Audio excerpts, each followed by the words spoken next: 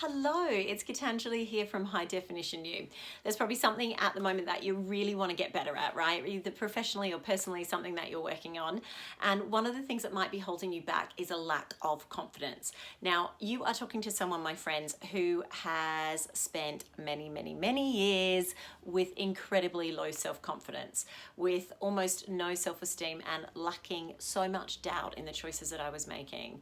Now, I have done a lot of work over the decades on that. And obviously I study neuroscience, I study the science of human behavior. I am trained as a coach. So the last 10 years have been very specifically focused on how I help other people to do that. What I want to do for you today is give you one tip to help you on the road to feeling confident with that thing that you're working on at the moment. Now, what I know to be true is this. We are generally not very good at doing this one very simple thing. But when we start to get better at it, we start to see things differently. Now, it took me a long time to get better at it, but it doesn't have to take you long at all. It is simply this, my friend. It is the art of receiving compliments. It's not easy sometimes, I know, because several things are happening. Well, one of three things really. We either don't hear the compliment.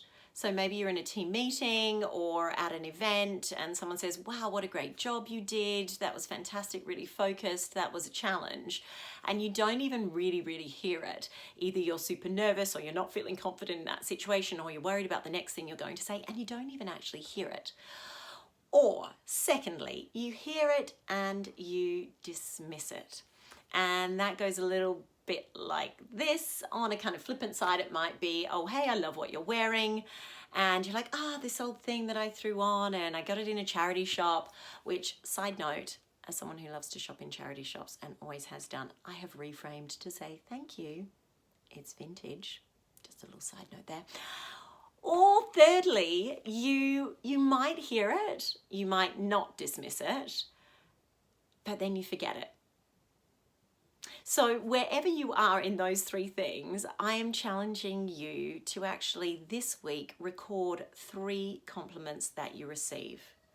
And all I want you to do to start on this journey of being able to recognize the great stuff that you're good at is to hear it, actually listen for it, in fact.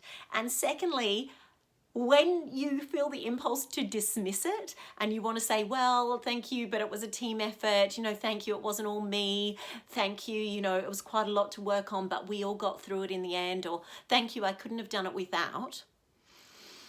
I want you to take a breath in and I want you to just say thank you. Full stop, punctuation mark, nothing else. Just thank you. And then I want you to go away and write it down as quickly as you can. Because trust me, you're not going to remember those compliments when you truly need them, when you're up against that comfort zone, when there's something where you're feeling out of your depth. That's when I want you to go to your little compliments diary or write it online and keep a folder if you're that way inclined. Something that you can reread again and again. But firstly, you have to hear it. Secondly, you have to accept it. Thirdly, you have to simply say thank you. Okay, fourthly, you have to write it down. So as always, let me say thank you to you. I am so grateful for you. Thank you for letting me be a part of your day, and thank you for being a part of my world.